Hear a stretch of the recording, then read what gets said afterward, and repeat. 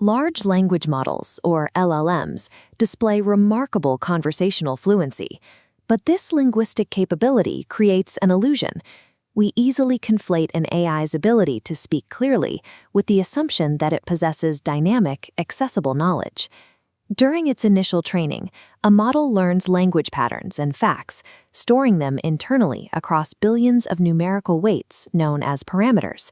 But the moment that training period ends, its memory freezes. If a major global event happens the following day, the model is entirely blind to it. When you ask a frozen model to summarize a recent event, an internal company policy, or a niche technical document, it does not know how to say, "I don't know." Its primary mathematical directive is simply to predict the next plausible word. So it invents a highly convincing but factually incorrect answer, a failure state known as a hallucination. Look at this comparison. On the left, a standard LLM guesses an answer based entirely on frozen training data. On the right, a different system intercepts the query, retrieves document ID 01234, and uses that exact text to generate a precise, cited response. Relying exclusively on a model's internal weights introduces unacceptable risk for enterprise applications. You cannot base a medical diagnosis or a corporate legal defense on a statistical guess generated from 3-year-old internet data. Solving this requires a structural division of labor. We have to separate the engine that processes language from the repository that stores facts. This specific hybrid architecture is called Retrieval-Augmented Generation, or RAG. It bridges the gap by linking a large language model to a live, searchable external database. Under the RAG framework, the language model is no longer treated as an omniscient oracle. Instead, it is demoted to a strictly constrained reasoning engine. It only analyzes and summarizes the exact text we explicitly hand to it. Building this pipeline requires 3 distinct engineering phases. First, we index the data. Second, we retrieve the relevant facts.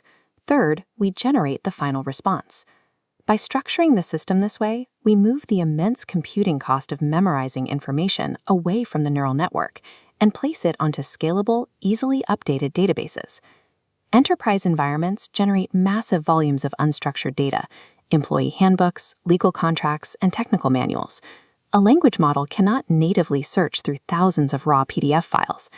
As you can see here, the first mechanical step is taking a raw document and slicing it into uniform horizontal text blocks. We call these chunks.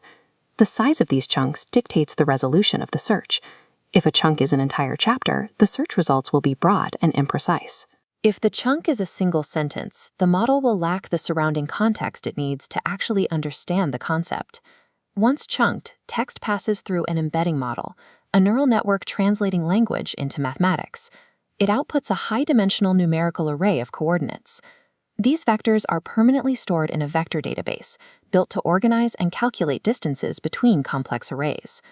Notice that as each vector is stored, it remains tethered to its metadata, the original URL, the publication date, and the document ID. This allows the system to filter results later, providing a paper trail back to the source. The indexing phase is complete. We have successfully converted chaotic, unstructured human text into a mathematically searchable spatial map. The retrieval phase begins the moment an end user submits a natural language question. The system passes the English question through the exact same embedding model, converting it into a single query vector. This new vector is plotted into the database, where a similarity search measures the mathematical distance to find its nearest neighbors. This is a semantic search, not a keyword search. If a user asks about client satisfaction, the system will retrieve documents discussing customer experience, because their mathematical vectors occupy the exact same region of space, even if the specific words differ. To prevent the system from returning the entire database, engineers set a strict cutoff limit, often called top K. The system will only return the top 3 or 5 most mathematically relevant text chunks. Once those specific nearest neighbors are identified, the database retrieves their original English text chunks and the associated metadata, readying them for the language model. By retrieving information based on semantic proximity, the system guarantees that the context matches the true intent of the user's question, even if that question is highly nuanced or poorly phrased. At this point, the user's query still hasn't reached the language model, The system pauses the workflow to construct an augmented prompt. We build this payload by stacking 3 distinct layers of text: the system instructions, the text chunks we just retrieved from the database, and finally, the original user query. The system instructions dictate, answer using only the provided text. This entire payload is then pushed into the LLM's context window, a narrow funnel with a strict hardware limit on how much text it can process at once. Even within that capacity, models suffer from the lost in the middle effect, ignoring information placed in the center of a long prompt. Engineers must intentionally place the most relevant retrieved chunks at the very beginning or the very end of the payload. This augmentation phase acts as an absolute firewall.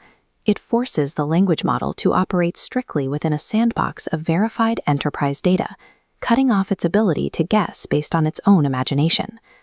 Now, the fully constructed, enriched payload is finally fed into the language model. The language model executes its primary competency. It reads the provided text chunks, comprehends the specific rules in the system instructions, and synthesizes a fluent, natural response. Carrying metadata through the pipeline ensures the final output includes exact, verifiable citations. If the model states a fact, it links directly to the specific paragraph in the source PDF used to generate the answer. By separating the storage of facts from the processing of language, we guarantee that the model's reasoning is applied directly to external knowledge, rather than being derived from it.